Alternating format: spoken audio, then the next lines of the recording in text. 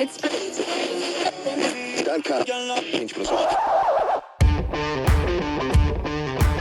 now, fresh off a 30-year break from his life in over-the-air radio, here's the host of the most originally named 15 Years Too Late podcast, JaySapChats.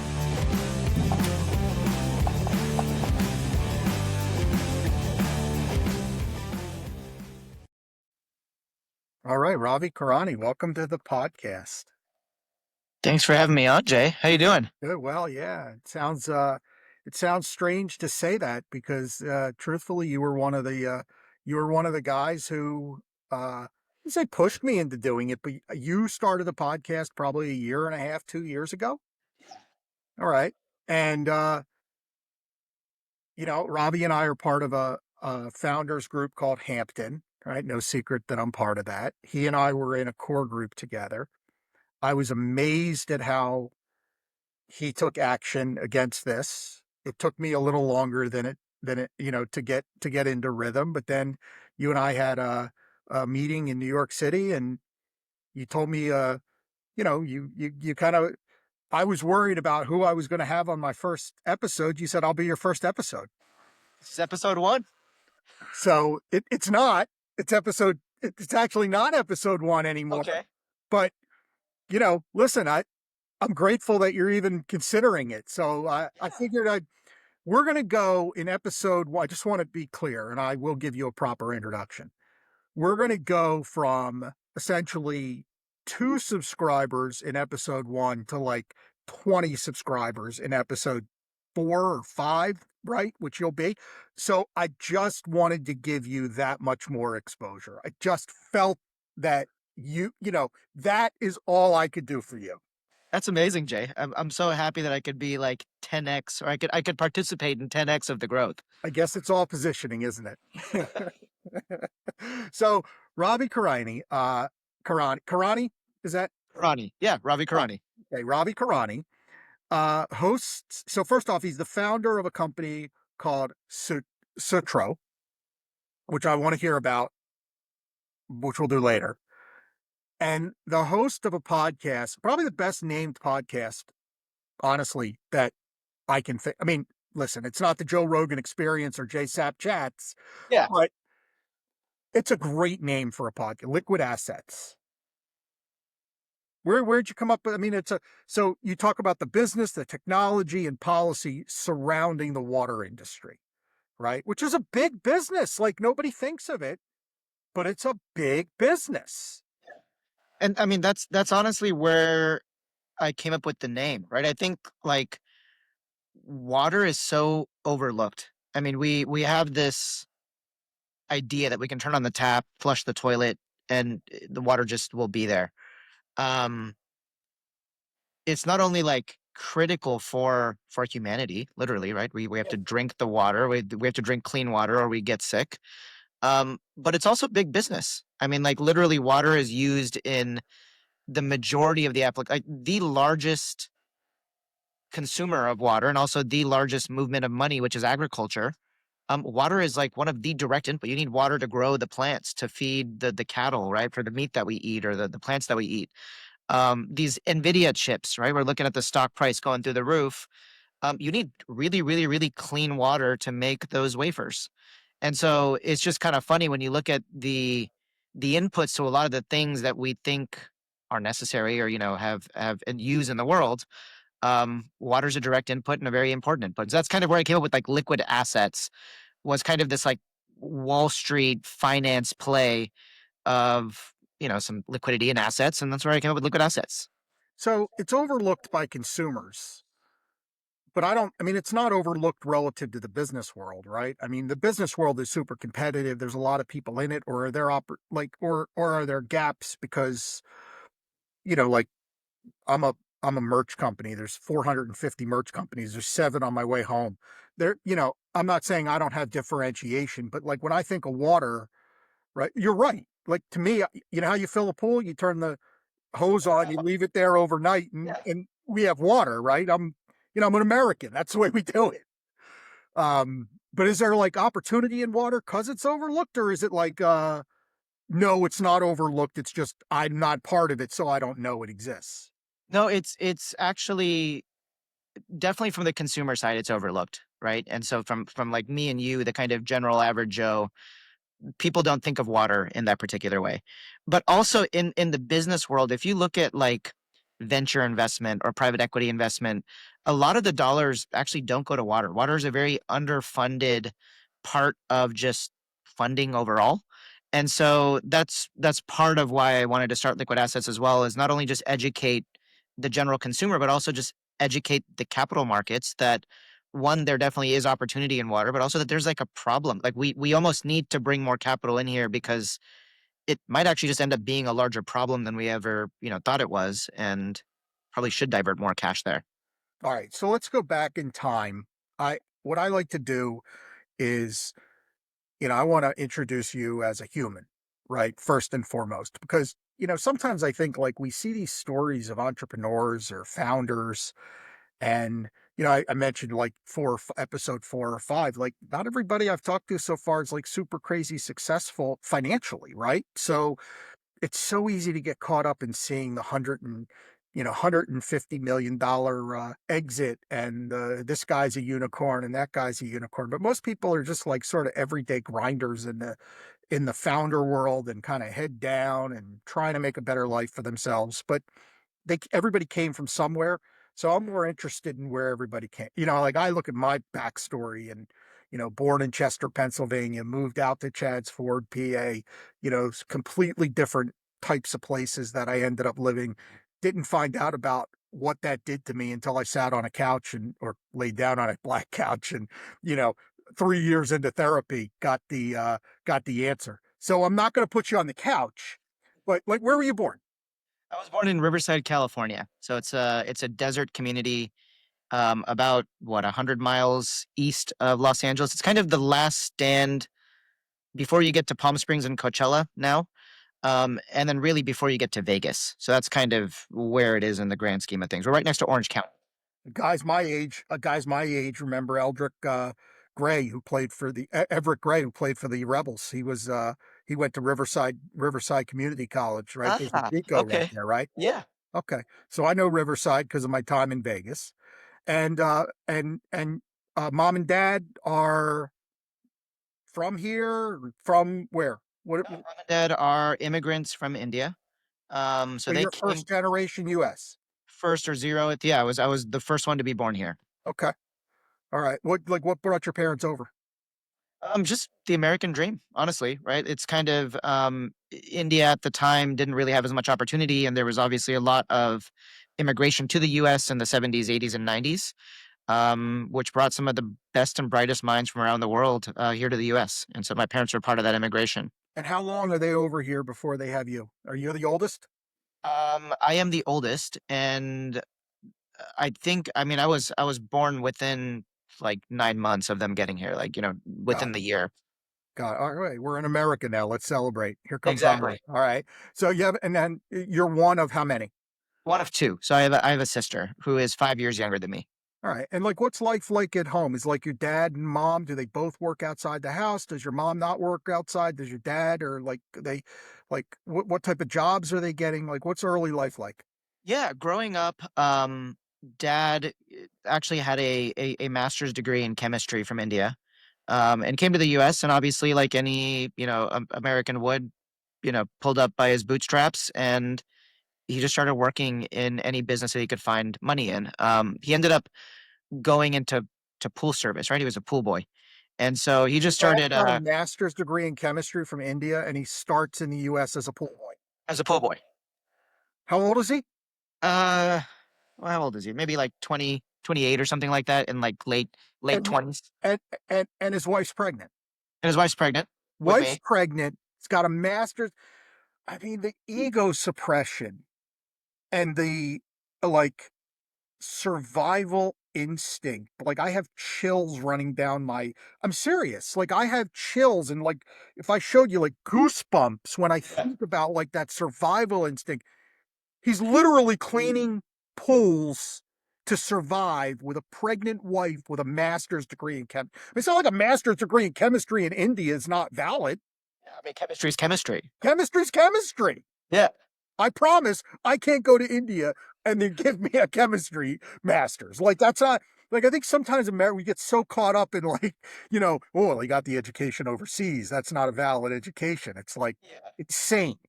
So, all right. So that's like total survival instinct. How long does he do that? Um, so he started cleaning pools, and he ended up actually going into pool stores. So he was like the king of pools in Southern California. We had 30 pool and spa supply stores growing up. So kind of to your question, there's actually a really interesting story on how he got there. He was cleaning pools, right, as a pool guy would. And pool guys obviously pick up chemicals from distribution centers or pool stores. Right? They need these chemicals to put inside of people's pools. And so he stops by a pool store, Magnolia Pool Supplies on Magnolia Street in Riverside, California. And the owners were kind of like, "Hey, we're gonna go grab lunch. Can you watch the counter really quick?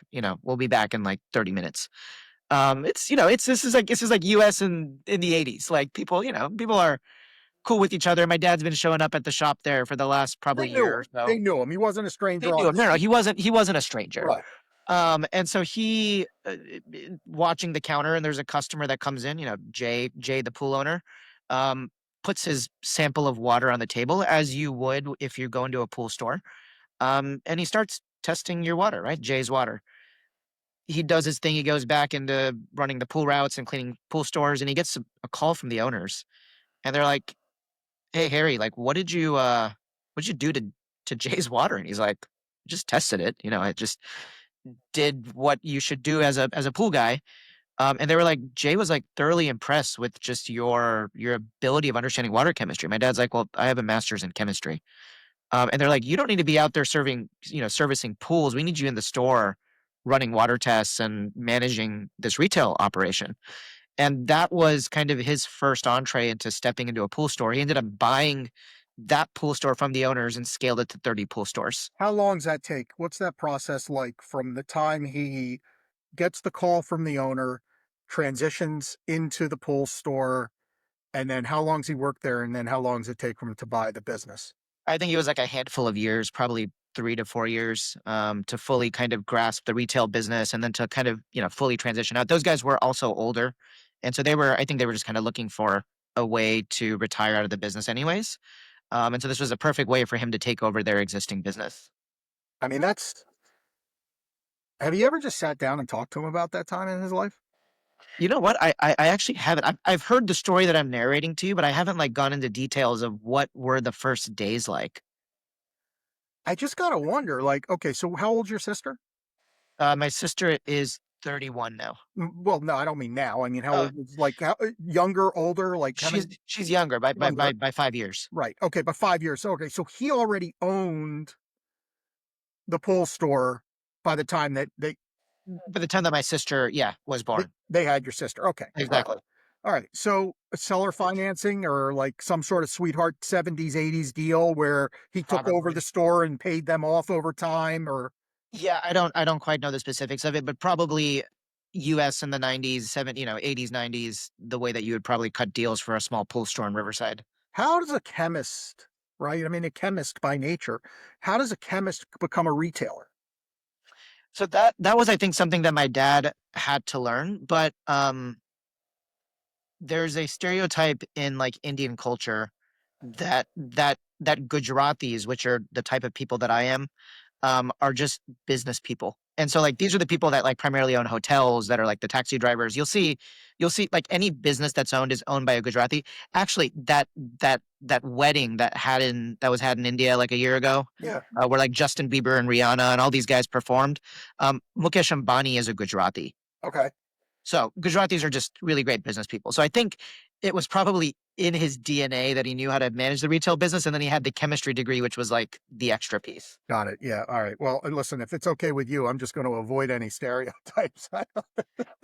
I'm sure if you go to any Indian and you're like, "Hey, are you Gujarati?" Like my Gujarati friend was telling me that you're good at business, they're gonna be like, "Yeah, of course, we're Gujarati." Oh my God. Are Gujarati like from a certain region in India or is They're it? from like the northwest, close to kind of Pakistan. Got it. Is there, I mean, Any folklore around why? I From what I've heard, is that there used to be a lot of trading routes that went through there, especially with like Kenya and Africa, Oh, interesting. and then coming up to like the Portuguese territories that used to be in that area. Yeah. And so I think those Indians, like the Gujarati Indians, just got really good at trading and business. Yeah. I mean, listen, makes sense. So, all right. So dad owns a pole store.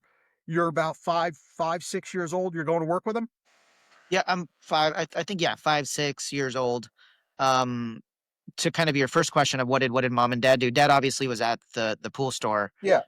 Mom was there as well, right? So my stroller was just in the back of the store, by the retail counter, so they could see the little 6 year old, or my sister's stroller actually. I was a 6 year old, so I'm kind of running around at that point in time. Um, and yeah, I grew up in the pool store, and when I was old enough to stand on a little bench and take Jay the customers, $10 in cash to selling some chlorine, I was taking money and putting it in and counting change as early as I can remember. So you know this, but and I'm not sure whoever's listening know, but my wife is in the pool industry and she's a project manager. She builds pools. I've gotten a crash course on over the last 7.5 years as to what a big business pools are, right? I mean, I sort of always knew tangentially, but not really. And my daughter worked at a retail pool store, right? She was going through high school. I mean, you must have had big muscles. I mean, you got to schlep you got to schlep some poundage when you work in a 50 pool. pound buckets of chlorine. Yep. Those like motors and pumps are heavy. Well, the pool owners aren't always young and they don't want to carry it out to their car themselves. So you end up carrying a lot. You end up carrying 50 pounds over the shoulder, or like, it's hard work. Yeah, totally.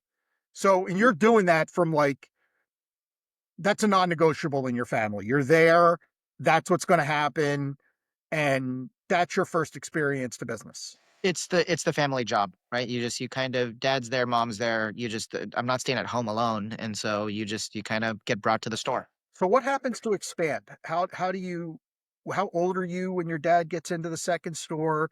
Does it go second store, then third store, then fourth store, or is there a chain that he gets into and buys? Or how's the evolution? Because you said you grew up in like, you know, a multiple 30 pool store environment. How's that evolve? Yeah, I don't actually know the specifics. There's always this kind of like dichotomy in my head of like me wanting to get out of the pool industry as like quick as I was old enough to Yeah. do that. And so like I always didn't want to work at the store. I wanted to get like the job that all my friends, I wanted to work at the restaurant or be a server or get tips. I saw like all of this allure of not working at the store. Um, and so funnily enough, I actually didn't keep that much track as to kind of the organicness of how he was growing or what he was acquiring. I know for a fact we didn't acquire franchises. Every one of the stores was a Yeah. Magnolia Pool and Spa Supply. And he took over the Southern California area. So from everywhere from Temecula to Huntington Beach, all the way to Yucaipa to Riverside, we had that entire triangle of California with stores, distribution centers, and we eventually started online retail.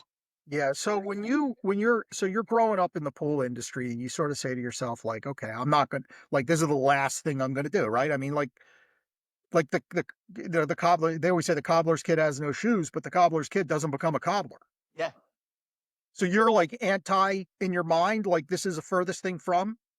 Yeah, exactly. I mean, just to that same example, I'm like, I want nothing to do with pools. I wanted to be a doctor. I wanted like anything that didn't have to be with being inside the pool store was where I was looking at. All right. So then how old are you when you get your first job outside the pool store? So my first real job was at Ancho's Mexican restaurant also in Riverside. I got brought in as a dishwasher, and the job lasted a whole 1 week before I basically, I forget if I left or if I got fired. We've all had Um, those. Why a week? so I'm I'm pretty short. I'm a short guy, Okay. and with a dishwasher, and they have that big stack of where you put the plates, so the cooks can grab the plates. I couldn't reach, and I think I ended up toppling like 10% or 25% of the plates that they had, and they were just broken shards of ceramic or whatever glass on the floor. And yeah, I swept it up, and I think shortly thereafter I left the job. All right. So then, I mean, you strike me as a guy who's not out of work very long, right? So then it was kind of my dad, and he was like, "Well, look, you went and did the job that your friends all do. You got the dishwasher job. You lasted there for a week. Why don't you just come back to the pool store? I'll make the deal a little bit sweeter for you." And I always wanted kind of autonomy or the ability to kind of craft my own future while I was there. And so he basically gave me the Huntington Beach store, which was cool, right? Growing up, if you get to kind of be near the beach, you had a pool store that was near the beach. My uncle and cousins lived near there. And so I basically just started managing that store through summers and weekends in high school. And that was like a ton of fun. I got to kind of really take my first track at actually running a full retail store in Huntington Beach. Did you feel empowered? Oh, totally. It was a ton of like I was in charge of revenues. I was in charge of like upselling particular things that I knew would be more profitable. And so I just really got very intimate with the products that we had with the people and the customers that were coming in, kind of knew what they really wanted. And so yeah, it totally helped me feel a lot more better in kind of running that pool store. It's interesting because and look, I mean, I sold private jets for a living. I've dealt with a lot of juniors. I've dealt with a lot of the thirds, and you've dealt with other founders over your lifetime too, whose parents were successful. Sounds like your dad was super successful, right? Um, that's hard, man. It's hard. Like what you're talking about is probably one of the hardest things to be successful in life when you're like, you know, the sons of there's less sons of Major League Baseball players in Major League Baseball than Ken Griffey Juniors. Yeah. So like, how do you break out of your dad's shadow? Like, what are you, 15, 16 years old? About 16 years old. Yeah. You're 16 years old, you're managing a store. He wink, wink, tells your uncle to keep an eye on Ravi over at the store, I'm sure, right? He popped in every so often, make sure you're not, you know, going off the rails. I'm sure he trusted you too, but listen, right? You were in California, Reagan around that time, trust but verify. So I'm sure he was doing that. Like, is it I want to prove to my dad, or like I have appreciation for my dad because of what I saw him do to get our family in this position? Like, how's the mind like work as a 16-year-old Ravi? I don't think it does. I think I'm just a 16-year-old kid that now has a little bit more responsibility, and I finally got, to be able to be in my own store. I knew at that time that I never really wanted to go into pools, right? I wasn't looking at this of being like, "Hey, let me take over my dad's, business," or, I was always gonna go to college, and so, like, that was, in whatever, 2 years or something. As soon as I graduated, I would have, had to apply to college, and that was gonna be 4 years. I probably was gonna get a master's, which meant that probably, 6 to 8 years, and if I was gonna go into medical, that's looking at another 10 to 12 years. And so, like, looking at as a 16-year-old to, like, the future, nowhere in that planning, like, maybe after engineering or something, if I would have done that, I would have come back, but nowhere at that time was I like, "Hey, here's my, like, life goal to take over this pool business that my dad's built and, turn it into something larger." Got it. All right. So you graduate high school, good student. Yep, valedictorian. That's pretty good, right? One.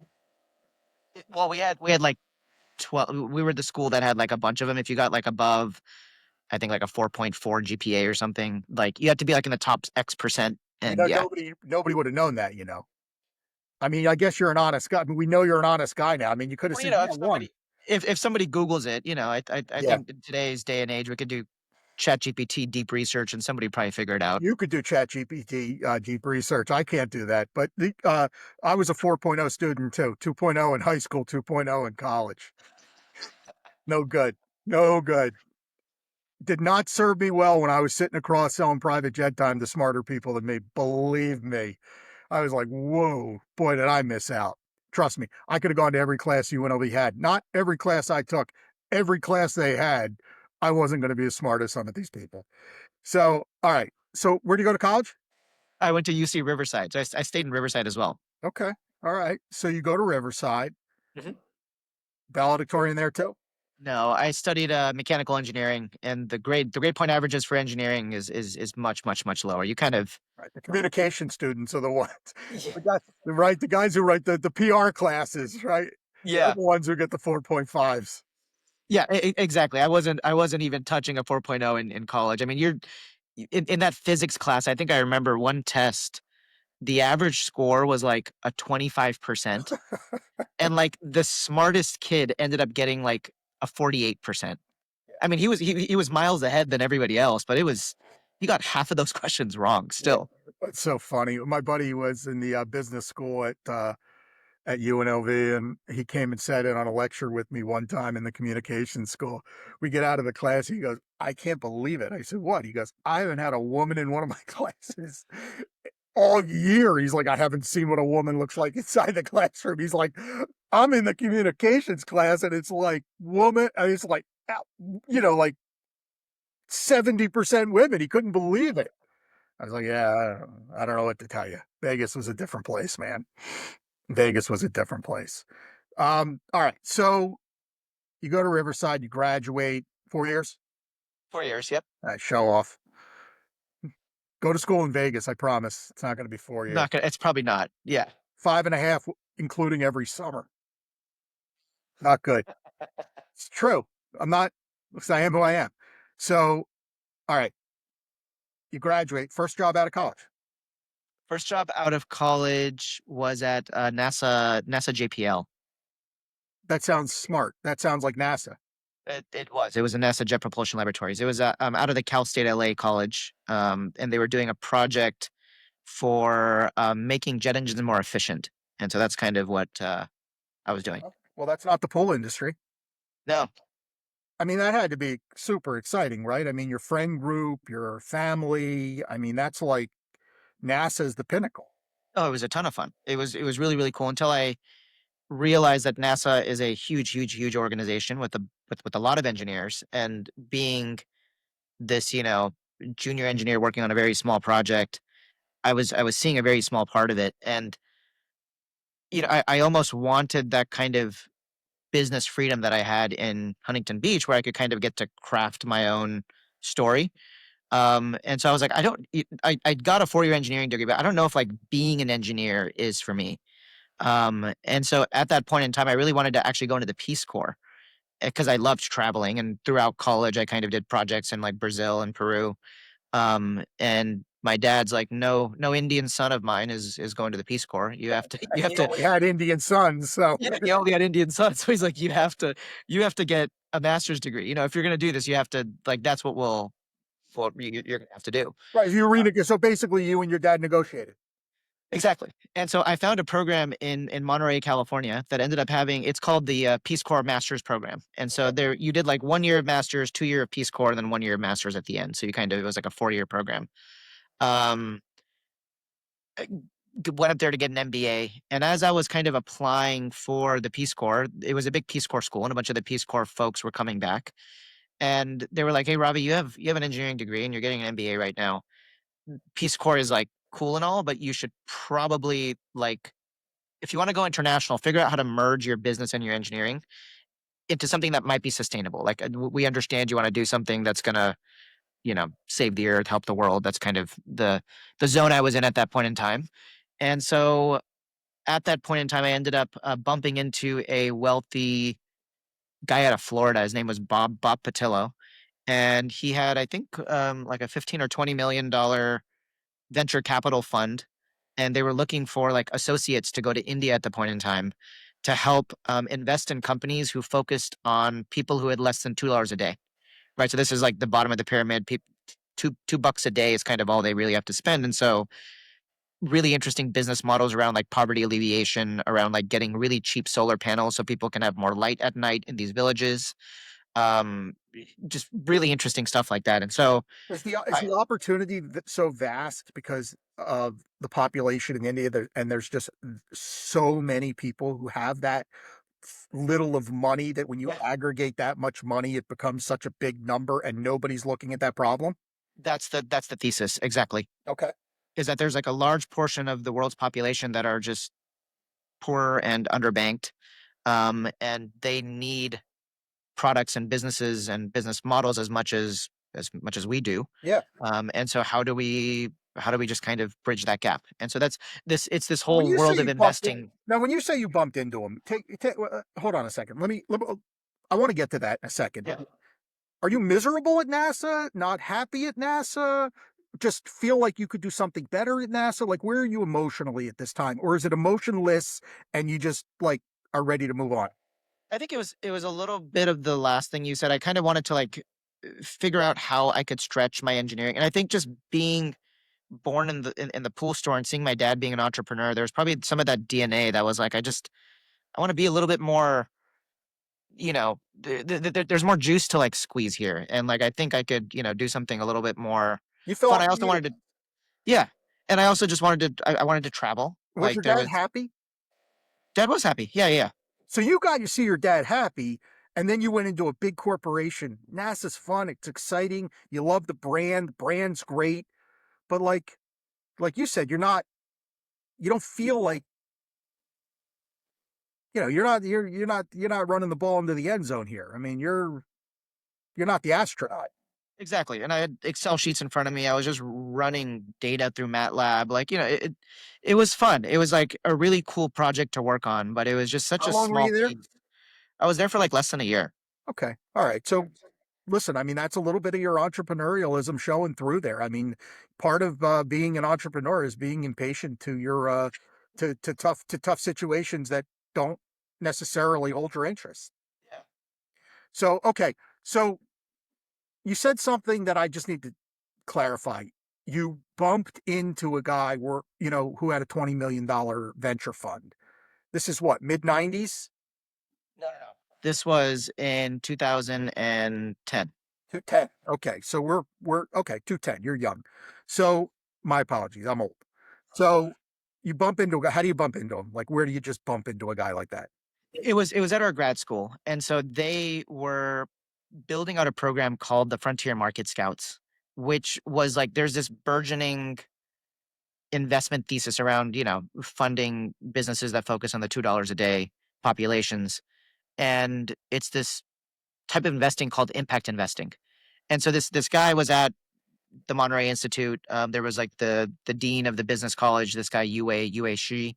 Um, and there was just like a frontier market scouts kind of, they were like starting to brainstorm this, but because like the MBA school was so tiny, they're like you can kind of see a lot of the stuff that's happening.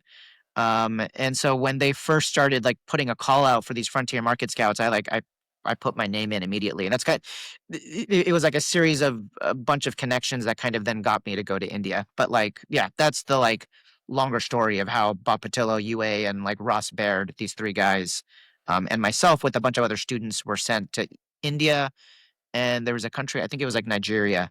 There was like two groups of people that went from this school under the Frontier Market Scouts. Got it. So you're single. I'm single. You want to travel. Financially, you're in a decent spot, right? You saved your money. Your parents are helping you with respect to getting your master's degree. Your dad said no Peace Corps, but that's what parents do if they're in the position to do it. And you worked your butt off at his store for 10, 12 years, underpaid, I'm sure, right? Yeah. I mean, how much did he give you when you were 6 through 12 years old?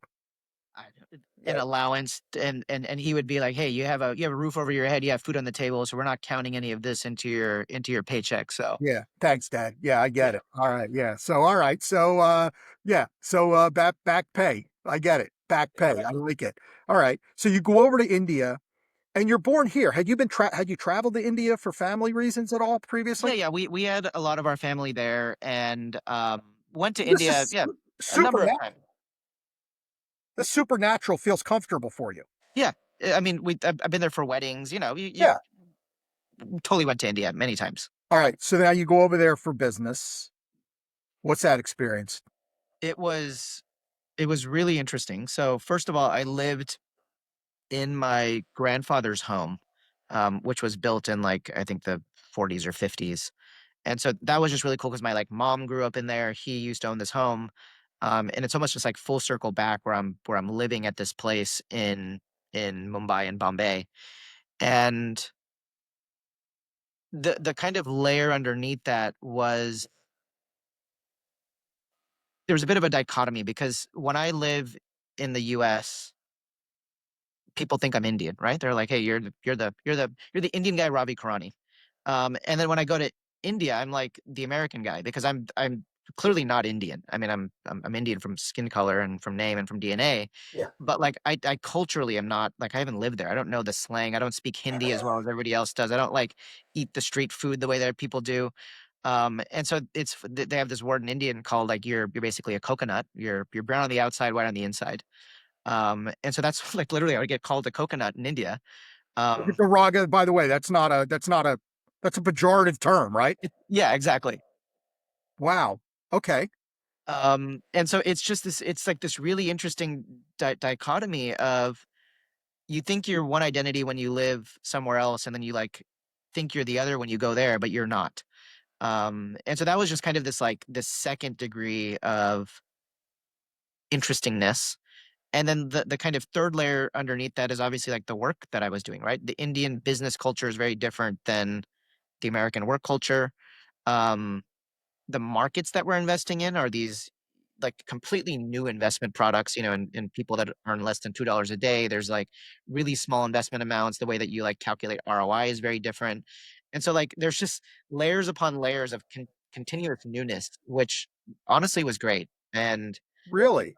yeah, Great while you were in it or great looking back on it?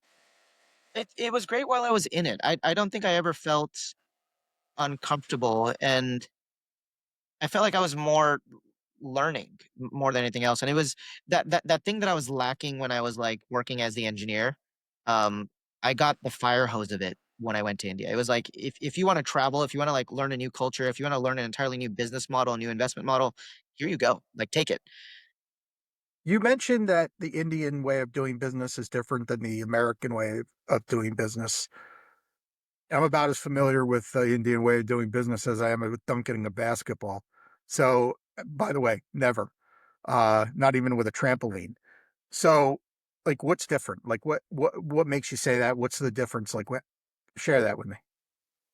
Is there's kind of two things that come to mind. The first is that they are a bit more hierarchical than they are in the US. The US is very flat in a certain sense, right? That we kind of have like a holocratic work culture here where everybody can pick up their bootstraps and you can rise to the top. The janitor can be the CEO one day if he or she wants to be.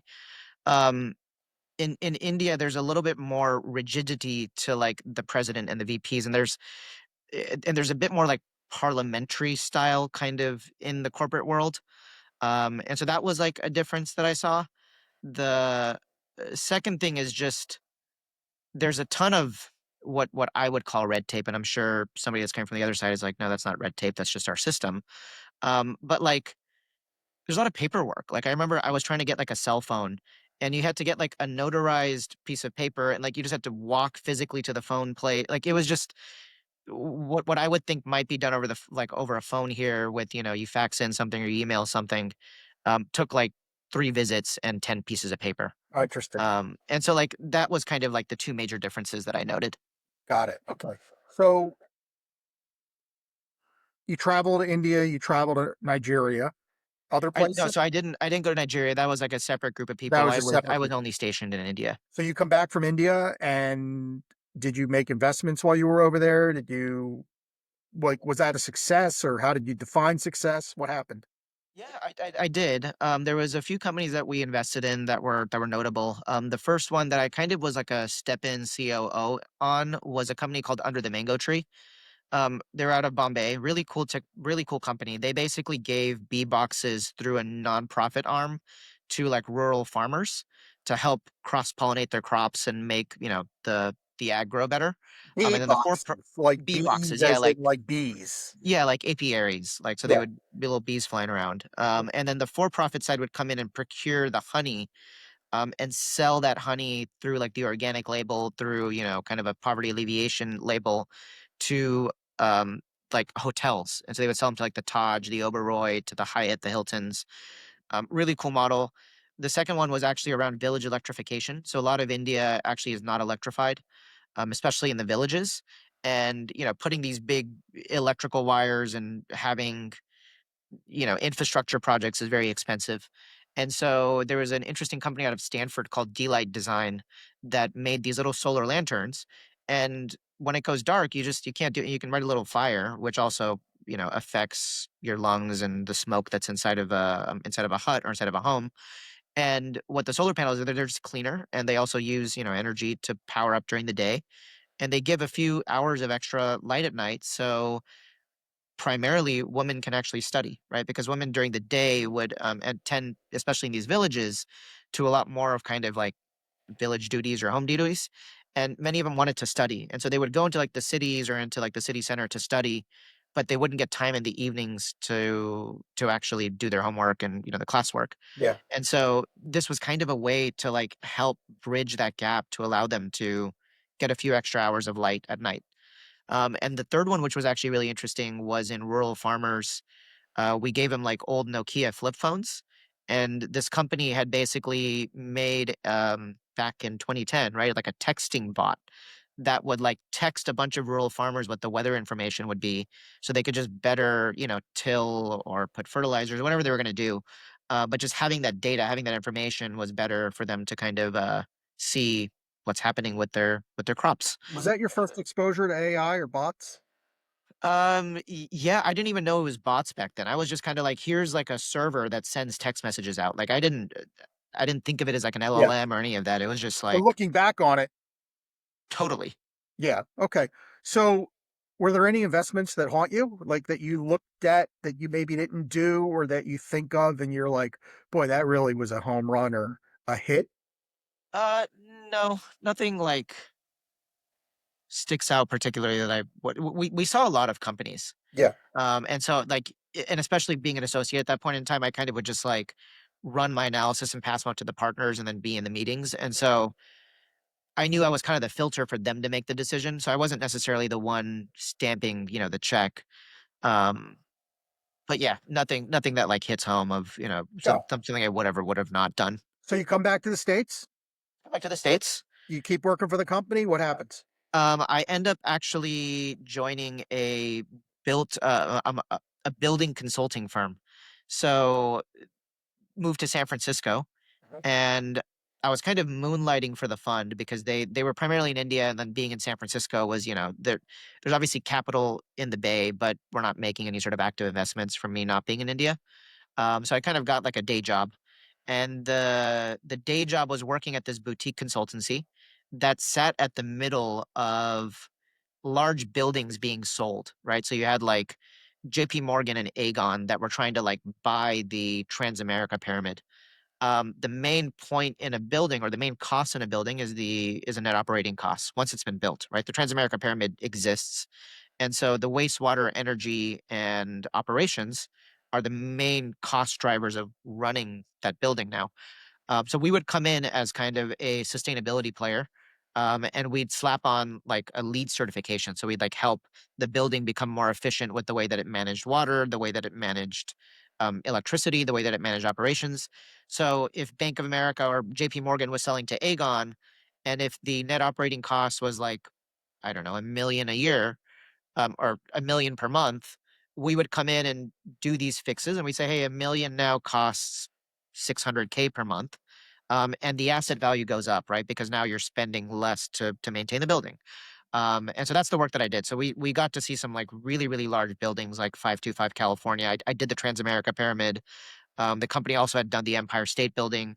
And so I kind of really got my hands on like financial engineering at that point in time of like the building's been built, you're paying off this Financial engineering, but deeply involved in the operations because you in the can't do operations. Yeah, the financial piece of that without having a very intricate understanding of how things flow. exactly. So, all right, let's just go back for 1 second. You're 16 years old. You're managing a Huntington Valley pool store. When you got in there at 16 years old, like you'd grown up watching your dad operate a store and grow stores. Like, did you do anything different? Did you like create any efficiencies? Like, can you trace this mega opportunity where you're dealing with millions back to anything that you did when you were doing it at 16 years old? Can you have you ever looked back? Yeah, I mean, there was like a lot of things that I like look back on now that I point back to those pool store days. Um, three things actually come to mind. The first is my dad's. I mean, I know OCD is like is a clinically prescribed, thing, but like my dad, I just remember looking at at the shelves, and like every label had to be like fully lined up, but they have like we sized things perfectly, and so I think that's like a lot of where my It's called probably face. design. It's called facing the store. Yeah, You got to face exactly. the store. I worked at the Concordville pharmacy. The pharmacist used to tell me, if you're standing around, go face the store. You pull it out to the front, Yep. you clean it up, you make sure it's square, it's visually. Yeah, totally. All right. Make sure that you take your price gun and scan, hit the price tags on all of them so you know exactly If what it your is. dad doesn't share that with you, if you don't have that OCD, if you don't get that lesson at a young age, how are you ever going to appreciate it and know to do it? Oh, for sure. And I totally take that back now, right? Like when I design the tech products that I design today, like even on a screen, when I design an app, like there cannot be a button that's like there has to be proper kerning. You're facing the app, right, to a certain extent. And that thing also comes back to like the visually pleasingness of standing Yes. inside of a store to the way that you use an application. Yeah, that's kind of one thing. The second thing was just the cleanliness. Like the same thing that you said, if you're just standing around, pick up a broom and start sweeping, right? Customers have been in here. Make sure the entryway is clean. Make sure that there's a little dust, we keep the doors open, whatever dust kind of floats in. Clean up stuff. Just keep dusting. Make sure everything is like as clean as possible. And the third thing actually, which I take credit for, was in the summertime, it would get pretty hot in the stores, right? We're in Riverside. And this is kind of where I really started like listening to customer feedback, where I really started taking in CX and user experience into mind, probably what I can trace it back to.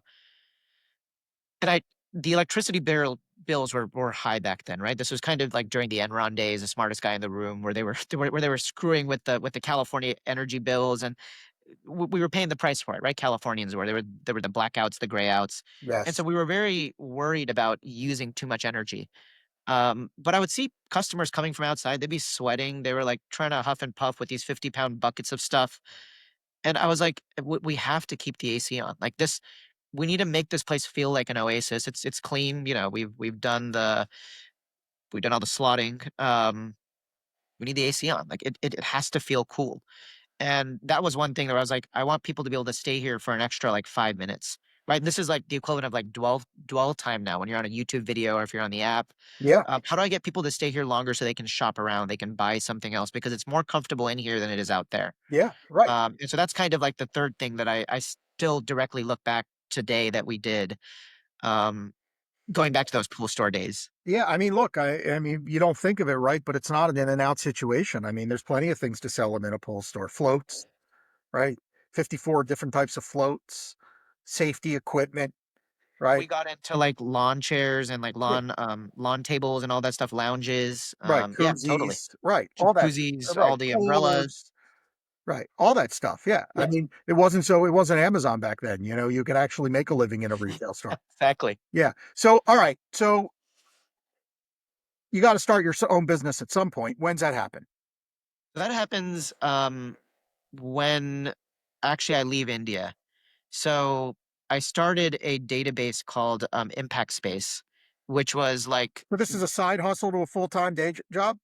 yeah, exactly. So it Okay. was like me first getting into like web development. I had, found a web developer, and because this like impact investing, right? These deals that we were getting, the solar panel, the farming one, the the honey one, they're not deals that are on Crunchbase or on PitchBook, right? These are like small companies in India, but there is a burgeoning market of a bunch of philanthropists that want to just not give money to like nonprofits, but invest in impact, right? So it was this kind of hybrid between impact and profit, which was this world that I got sent to from India.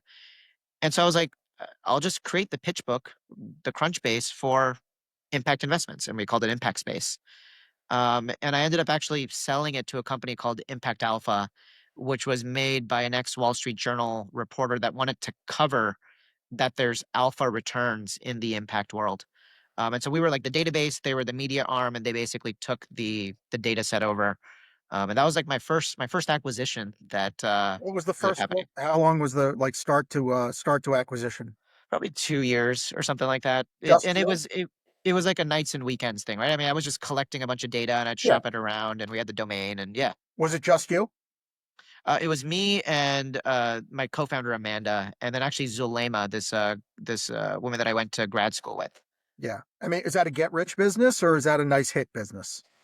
It was a nice hit business. I don't think it was a get rich business. It's funny that you say, I asked that question because, you know, acquire.com, right? You're familiar with it, where it sources small deals. And, obviously we know the founder. Um, it, it opens my eyes, right? Like, not everybody's business is huge.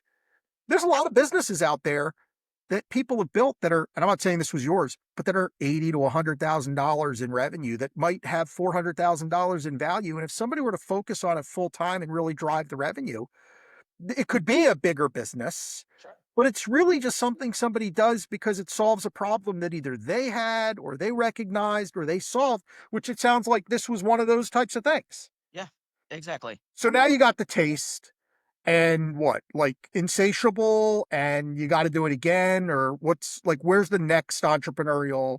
Because you're working in the operational sect and for somebody else, and their Yeah. name's on the bottom right of your paycheck, and you want your name on the bottom right of your paycheck. What, like, you're a full blown entrepreneur at this point, right?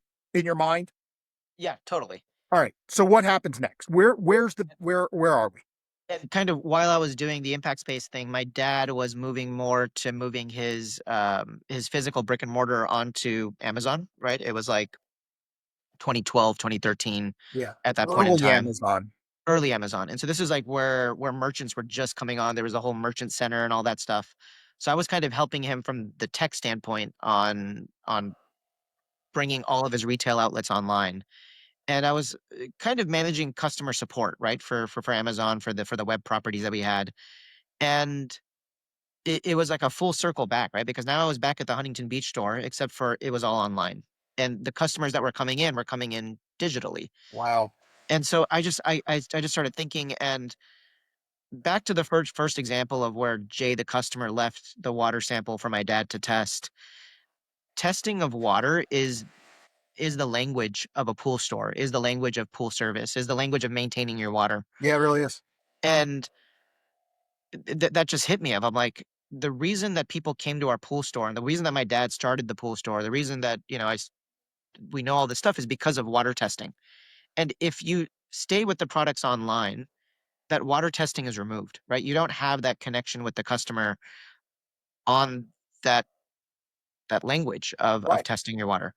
And so that's kind of where through a number of different ways came up with the idea of Sutro, which basically was a water testing product, right? It's the idea initially came to me when I was in India, actually, because we saw a lot of water related deals and nobody was looking at water sensing. And so from testing water all through the pool store days, I was just kind of like, I know water sensing, I know water. And that India story combined with now hit again with running this e-commerce store, I was like, what if I just took everything that my dad did at the pool store and shove it inside this robot? You have the app that's basically Amazon's front face, and we build the communication with the user through the water test that's happening instantaneously, right? So I can now scale my dad's pool store across the US. And that was kind of like the first real foray at me being like a true entrepreneur and wanting to go raise money and start this company. And this is the first time you've ever had to build hardware. Exactly. Scary? It was scary, but I was trained in mechanical engineering. I did, the NASA, the jet engine. I'm like, I've worked for 4 years with physical things. I very much know how to be a mechanical engineer. It's such a lesson. All right. You left mechanical engineering for a relatively, not long time, but you were out of mechanic. This is just such a lesson if you look back at it, right? You built in a business that you knew, right? So you had experience inside the industry. You build inside your skill set, which is mechanical engineering. You build to solve a problem that you viewed that that was scalable. So the first iteration of the robot is successful, not successful. Like, It was actually not successful, okay, um, because we used investors will always tell you to build as quickly as possible, downplay the cost of hardware, which totally makes sense because they're yep, big capital expenditures, and focus 99% of your time on the software, which totally makes sense. Like from a narrative perspective, it entirely makes sense because you want to just deploy as many of the sensors as possible and then have people spend as much time on the app, which is what they're going to be doing, right? You interface with your phone, not the hardware. The problem with taking off the shelf sensors, which are readily available, you can buy them on Amazon today, is that those sensors drift over time. And so, as you know, with managing a pool, if your pH is 7.2 and then that 7.2 starts to creep up with the sensor, and now it's like 8.2, but the water's actually 7.2, you're going to do two different things. You're going to either put in soda ash or you're going to put in acid. And that's two very different outcomes for the same water chemistry, and it's not even the right water chemistry. And so we deployed a bunch of those and we just realized that like there's kind of garbage data coming off this. You can calibrate these sensors and there's ways to calibrate them. Being that I'm going to tell you to take out that test kit that you used to have yesterday, dip it inside your water and then read off the numbers that it actually is 7.2. And in the software, I'm going to change your 8.2 to 7.2. But you're going to say, Robbie, I threw away my test kit so I can buy your product. Why am I using my old test kit to calibrate your product now? yeah, it doesn't work. So we basically threw that entire technology and prototype in the garbage. And I basically had to go back to the basics again. I said, how do we make a sensor that doesn't give you trash data and doesn't require calibration, doesn't drift over time? And what we came up with was literally that same test kit that my dad tested with back in the 90s, which is your little drops that you did. And if I'm trying to shove everything into a robot, I just need to make it really, really tiny. And so that's literally what we did. I said, how do I take this manual process and automate it? And so what we have inside of our device is literally a floating scientist. It's a little screw that pushes up a small amount of reagent. There's actually a mixer, it mixes the water. And then we use computer vision to literally look at the color the same way that you and I do. And then there's the brain, which is the cloud. It analyzes all the colors and tells you the pH, and it tells you what to do on the app. Yeah. And then we have the e-commerce side that, back then we would have done the reordering and the Amazon and all that stuff with. What fascinates me isn't where you're at today, which is you've sold the business and you operate the business now for the company that you sold it to, which is incredible. And you have this great podcast where you talk to influencers about incredibly interesting things inside of a business that a lot of people just, you know, including me, over your head. It's amazing to me to hear the story from Riverside, California. Like, you just have no, like when you're going through it as a kid and when you're going through, it's easy to look back. Like, we just walk through a lot of the events of your life, right? And it's super easy to go, oh, like, I see that, or, oh yeah, I see that, or that makes sense, or now I understand. And right, like, oh, that's easy. But man, when you're living it, like, you don't know what your next move's going to be. Like, if your dad doesn't give you if he doesn't give you let's say he wants to control everything and he doesn't give you that Huntington Valley or Huntington, California story. And Story, yeah. what if you screw it up? Right? Yeah. You, right? Dork around and don't take it seriously and want to be out with your friends, or, right? I mean, it's just like so many different places where in a story you could yin or yang and, not make the right call. And like I look back at these paths, I mean, some of it's luck, Entirely. but some of it's not. Yeah. You raised your hand to go to India. If you don't raise your hand to go to India, you probably don't. You You're probably not don't. going to India. Yeah. You also probably don't found the company that you found in the future. It's all interconnected. Yeah. So it just amazes me when I hear this story. And yeah, listen, I mean, I appreciate you taking the time to walk me through it. And, you're, as I've shared with you, you're a super interesting guy. And uh, I don't know what's next, but I can tell you what's next is probably something big. You think it's with water? It definitely is. So we're actually looking at going deeper into the pool capital stack, and we're building out a small acquisition fund to acquire pool service companies. Literally, what my dad started with, actually. So we're gonna take our technology and deploy them into. We're gonna acquire routes and then deploy them inside there so we can make the pool guys more efficient. FedEx, Exactly. acquire routes. Acquire routes. Exactly. Yeah. How many pools in the United States? There's 14.4 million recreational bodies of water, so that's pools and spas. There's like 5 million in-ground pools, which is our market. Got it. And every one of them needs to be cleaned. They have to. If not, they're turning into a mosquito-infested algal pool. Yeah. Any idea how many people service their pool outside of themselves? 15% of the market gets serviced. Of that 5 million probably gets serviced. 85% of the market are actually DIYers. So they go to the Home Depot or Lowe's and do it themselves. Got it. Any opportunity for them? Or do you not even need to focus on them and just focus on the people who have outside service? I mean, that's actually the Sutro model, right? So Yeah. Sutro sells B2C, and so we already sell to the 85%. The goal is to take that other 15 and probably blur the line in between a little bit. Big market. I mean, do you focus regionally or nationally? So we're going to stick with California right now, and then we'll eventually probably just do the Sun Belt. So we'll go Arizona, Texas, Florida. Yeah, well, makes sense, right? I mean, yeah, why would you be in Massachusetts? They got 4 months of pool season. Yeah, 4 months. 4 months. I say that, by the way, I'm a 90-degree pool guy. I don't know about you. What Hey, temperature? You're right? it, yeah, I can't go in cold pools. Like, No, no, it's I ridiculous. need them warm. I see these people with cold plunges and like, you will never catch me, Yeah. ever catch me in a cold plunge, ever, ever. God bless if you do. It's your thing. Okay, great. You're better than me. Wife yells at me all the time. I'll be on the way home from playing golf. I'll say, make sure the pool's at 89. She's like, you're insane. She'll get in. She'll complain. It's too hot. Yeah. It's not too hot for me. So, Ravi, great to have you on. Thank you so much. Thank you so much for having me on, Jay. All right, Ravi This was fun. Kurani. He's the founder of Sutro. He's the host of Liquid Assets. We're going to put all the digits up so you can get there to him. You'd have seen it throughout the pod, and just an awesome guy. And give it a listen. And again, thanks so much, Rob. Thanks, Jay.